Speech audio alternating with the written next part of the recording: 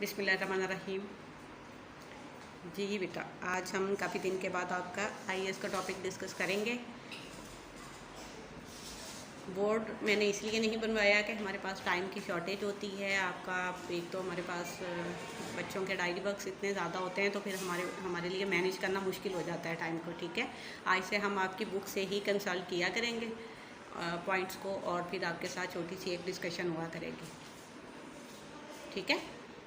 आज हम जिस टॉपिक पे बात करेंगे आईएएस के, वो है इस्लामी अखुवत। इस्लामी अखुवत का टॉपिक है, और रमीज़ की बुक में से हम ये टॉपिक आपका ले रहे हैं आज। ये बताएं, कौन सा बच्चा बताएगा अखुवत किसे कहते हैं? अखुवत के लफ्ज़ी मायने बताएं मुझे जल्दी से। भाईचारा। अखुवत का मतलब होता है भाईचारा या भाई भाई होना।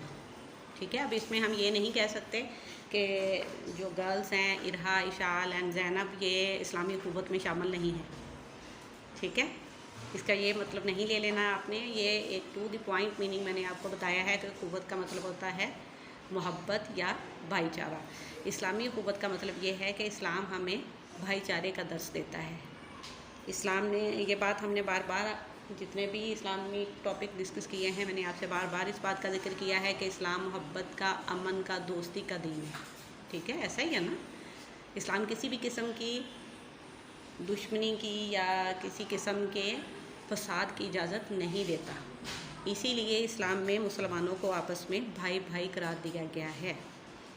आपकी बुक में एक बहुत खूबसूरत आयत लिखी गई है, सूरा हिजरात की आयत नंबर 10 है बेटा। इन्नमल मुमिनूना इख्वातुन, तमाम मुसलमान आपस में भाई भाई हैं।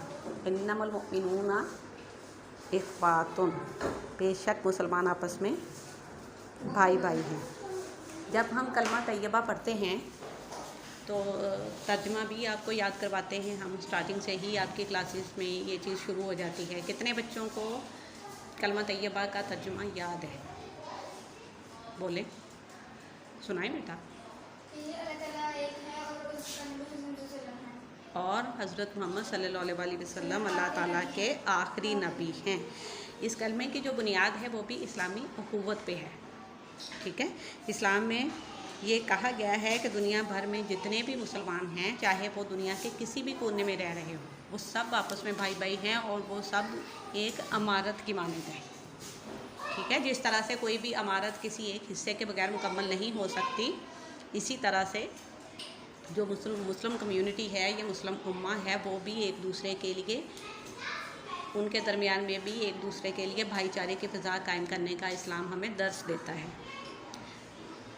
आप ये देखें क्या है, जैसे ये एक कमरा है जहाँ पे हम बैठे हुए हैं। ठीक है, अगर इसकी हम कोई एक दीवार गिरा दें या इसकी छत खुदा ना खास्ता हम कहें कि नहीं है, तो क्या इमारत हमें मुकम्मल नज़र आएगी?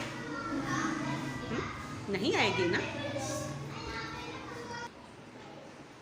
अगर हम इस्लाम से पहले की बात करें तो जब इस्लाम की रोशनी जब तक नहीं फैली थी, तब तक आपने पहले भी हमारे काफ़ी टॉपिक्स जो हमने डिस्कस किए उसमें ये बात शामिल की थी कि अरब के जो कबाइल के हालात थे वो बहुत बुरे थे। गैर मुहज़्ज़ब कौम थी। अरब के जितने भी कबाइल थे, औरतों की कोई इज़्ज़त नहीं थी, बेटियों को ज़िंदा दफन कर देते थे, आपस में बहुत ज़्यादा उनके लड़ाई झगड़े होते थे मुख्तलिफ़ कबीलों के दरमियान में। ऐसा ही है ना।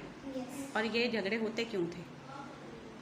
किस बुनियाद पे होते थे बेटा? ज़ात पात, रंग, नस्ल, ज़ुबान, इन बुनियादों पे ये लोग झगड़े करते थे। क्या था कि हर कबीले की, हर शख्स की ये सोच थी कि वो दूसरे से बेहतर है। जो हमारी ज़ुबान है वो दूसरे कबीलों से बेहतर है, जो हमारी नस्ल, जिस नस्ल से हमारा ताल्लुक़ है, वो सबसे अफजल है। ठीक है, इस किस्म की जो कह सकते हैं आपके बहुत जाहिलाना किस्म की सोच थी अरब के कबाइल की, और इन्हीं बुनियादों पे उन लोगों की आपस में लड़ाइयाँ होती थी, खून खराबा होता था, और एक दूसरे को कत्ल व गारत कर देते थे वो लोग। लेकिन जैसे ही हमारे प्यारे नबी सल्लल्लाहु अलैहि वसल्लम इस दुनिया में तशरीफ़ लाए, और उन्होंने इस्लाम, तो आपको पता है 40 साल की उम्र में उनके ऊपर पहली वही नाज़िल हुई थी ना। इस्लाम का आगाज़ तो तब से हुआ था, लेकिन